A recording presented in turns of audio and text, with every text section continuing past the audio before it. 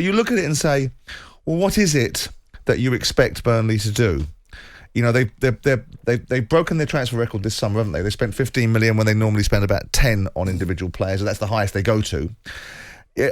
Is treading water the notion, or is it being amongst the elite clubs in the Premier League? Depends which prism you want to look for it. They are in the top 20 clubs in English football, and that in its own right is something elite about it.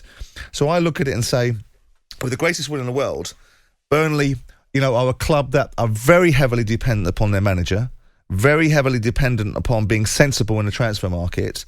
They are at risk, in my view, by the nature of this acquisition. Yeah. But I don't think... Ambition is something that all fans are entitled to.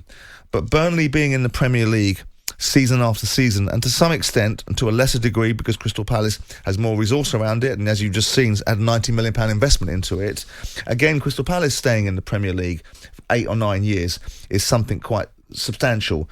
So I think you've got to get the balance right. You're seeing Premier League, having been in the Premier League and seen the style and the ambition and the aspiration and the feel of the Premier League, and then being in the Championship afterwards, I'd rather be a lesser run Premier League club that survives every season than a brave Premier League club that gets it wrong and perhaps get relegated back to the Championships and sees all the nature of football that, whilst it's still meaningful, isn't quite the same substance, quite the same excitement, quite the same exhilaration, quite the same feel as the Premier League. So I look at Burnley not having won the game in the first 4 games. Well, this is standard form for Burnley. Every year we start the season with Burnley being one of the tips to go down. Every year we remark about the glue that keeps it together with Sean Dyche. Every year we talk about the reality, is it going to be their year? And every year they manage to survive. They're getting closer to finding themselves in a perilous position. They finished 4th from bottom last year, and I really don't like the way, for Burnley, for the people that have bought the club, that have loaded it with debt and serviced the debt through the club's cash flow, great business sense. But the club itself, given that financial models in football don't work very well, I fear for them, because I do fear that eventually they're going to find themselves on the cusp, or if not, getting relegated. So what the difference being, in terms of what the Glazers have done to Manchester United by loading the club with debt, they're fine because they're never going to go down. Well, Burnley will flirt with relegation all the time. Well, they're fine because they are Manchester United. They are a football club, even at their worst in the 70s, that was still on most people's lips, even when they weren't doing anything substantial. And they're a club that has an enormous revenue stream, football terms. It's not an enormous revenue stream in business terms. 500 million pounds is a small business. But in football terms, because of the reputation, the perception of United, they're an enormous football club. Burnley's main benefit is their association with the Premier League. They're very valuable in Burnley, and they're very valuable to the community of Burnley, and a very valuable football club, full stop. But the Premier League wouldn't be a poorer place if Burnley weren't in it.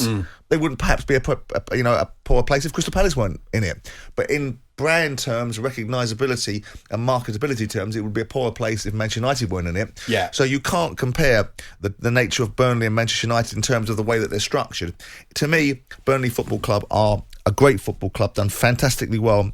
My worry for them is the way that they've been bought, and my worry for them is Sean Dyche. I think everything... I hate to give one individual all the power, but in this instance, I think he is such an important facet of Burnley that any jeopardy, any opportunity that he may have to take himself somewhere else will be at Burnley's great detriment. Yeah, it's when you look at a club like Aston Villa, Simon, you think, Villa fans be very, very delighted with what you've got in there. Yeah, you've got 2 owners. You also got to remember that when these guys bought Burnley, they didn't buy it as a distressed sale. They bought it, I think it's from Brendan Flood. They bought it, Mike Garlick, sorry. They bought it from those guys at a price that these guys wanted to sell it for. Aston Villa's ownership under Tony Zai was in distress, were dropped out of the Premier League, were bleeding out of their eyes. The owner had gone absent on the missing list. It wasn't being run very well, and it was economically in a great deal of difficulty. So these guys walked in and bought it for pretty much what it owed at someone else, rather than what they would be paying, what it owes creditors and what it owes but made an immediate impact and then took it to another level. But they didn't have to pay 200 million quid to get it in the first place. Whereas Burnley guys have done that, and of course then what they've done is they've loaded a significant portion of that 200 million quid onto the cash flow of the business itself. So it doesn't help Burnley's plight.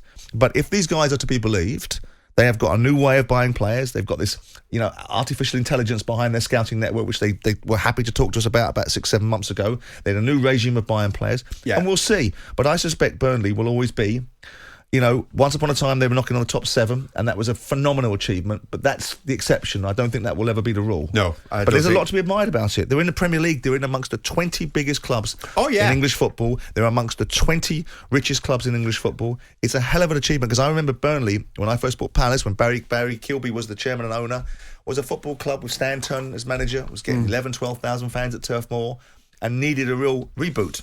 They've got it. They have. And as you say, they keep on surviving. So we'll see where it takes There's nothing wrong with it. No, absolutely not. Jim White and Simon Jordan.